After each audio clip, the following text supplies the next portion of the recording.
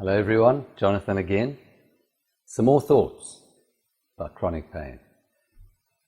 The fascinating thing, as I said earlier, is that the reason people don't get better is because everyone's focusing on the bit that hurts. And I talked about the fact that actually what's going on is that your pain system, which is deep inside you, has started to malfunction. Now, part of you that drives the pain system, the most important bit, is up in your brain. And I know that people who have pain, because, now come on, no, I cannot see how stuff in your brain can actually completely change the way you feel pain. So I'm going to tell you about one of the most powerful drivers of chronic pain, and that's something called expectation. And expectation falls into this wonderful category of what you expect is what is going to happen. That's very powerful. So there was a study done by a wonderful professor, the Nuffield Professor of Pain in the UK. And she took a group actually of scientists, but they weren't medical scientists, they were other scientists, who she explained in a wonderful plummy voice were that they didn't actually know very much about the body at all, but they were scientists. And what she said to them is, we're going to do this study where we're going to take the palm of your hand and we're going to apply electric shocks to different parts of the palm of your hand. She then got very scientific and she showed them how certain parts of the palm have very thin skin and lots more nerve endings, and other parts have very thick skin and they don't have a lot of nerve endings. And she drew this out in great detail for them because they were scientists, and she then said, I'll warn you beforehand and then you measure how much pain you feel. So she then sat the group down and she would say, okay, now this is a very, very thin part of your, you can see it on the drawing there, there's a very thin part of your palm. I'm very interested, this is the one with all the nerve endings, whatever, and I'm just interested to see how much pain you feel. So she applied the probe against there, and then she said, now this is a very thick part, and we'll just see. So what she created was an expectation. On the thin parts, it's obvious, you would expect to feel more pain. In the thick parts, you would expect to feel less pain. Now the truth of it was, in terms of medical, there's no thick and thin bits, none.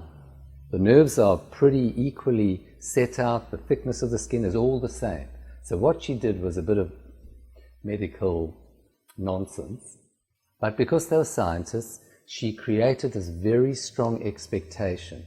And what she found was that for all of them, for every one of the scientists that she tested, when she created the expectation, told them very good reasons why they should feel more pain, they felt more pain. When she told them very good reasons why they should feel less pain, they felt less pain. And this shows very strongly the power of an expectation. Now there's a situation that happens that I see very, very commonly and as a doctor. And what has happened is that somebody has, say, terrible back pain. They go off and they see a doctor who says, well, we need to take an image. And they may do an X-ray, they may do a CT scan, which shows more, or they may even do an MRI scan, which shows the anatomy in exquisite detail. Now, if you are over 45 to 50 years of age, you can be totally guaranteed that your MRI will not be normal. There will be tears in the disc wall, there will be bulges, there will be bits of extra bone that have grown out to adapt. These are all the changes of wear and tear, and they're like my wrinkles. However, what will happen in the consultation is you'll come back and the doctor will say, oh my, you have a terrible back. You've got this big bulge and this tear and this and that and the other, and I mean, this completely explains your pain. As you hear that, something happens in your mind, and what happens is you think, oh my God, and then you have, I mean, that's the picture is the picture, that's what my back looks like, and you then create for yourself an expectation that your back is not going to get better, and basically you're screwed. That's what happens, and it happens very, very often. And so one of my jobs is to take people who have chronic pain and to actually walk them through something completely different, which is, hang on a minute, there is tremendously strong evidence. This is huge. There's a study called the Framingham study, which is like one of the greatest studies that is ongoing in medicine. There are studies, there's a nurses study where they've looked at 170,000 nurses over many years. And there are quite a number of massive high quality studies which show that if you take X-rays, CT scans, MRIs, you have radiologists look at them, write down all the terrible things they see. Okay, that's one side of it. And on the other side, you ask people, how much pain do you have in your back? And you put them together. There is no correlation between changes on MRI and back pain.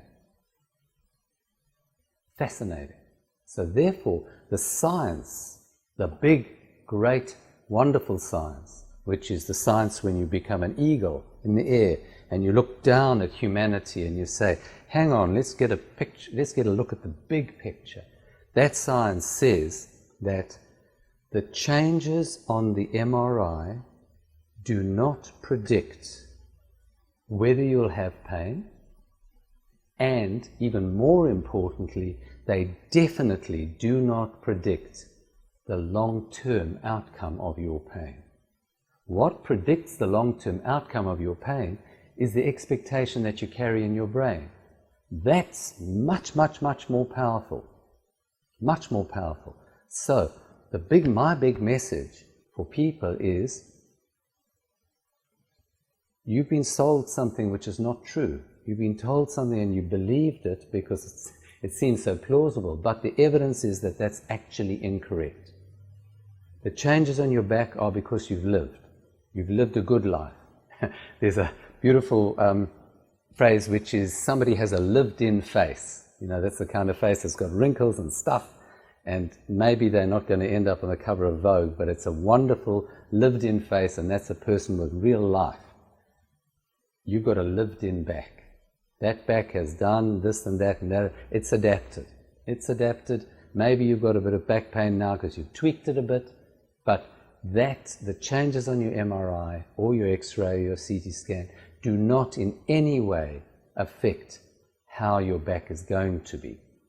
And you will get better as long as you believe you will get better, and as long as you change the expectation that you carry, which has previously doomed you.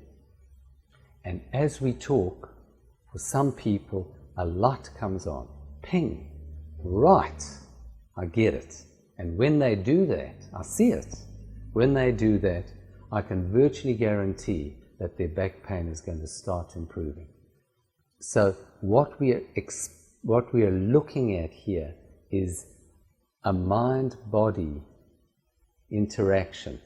Your mind is the most powerful part of you, much more powerful than anything else. And when you get your mind working for you rather than against you, you can change everything and anything.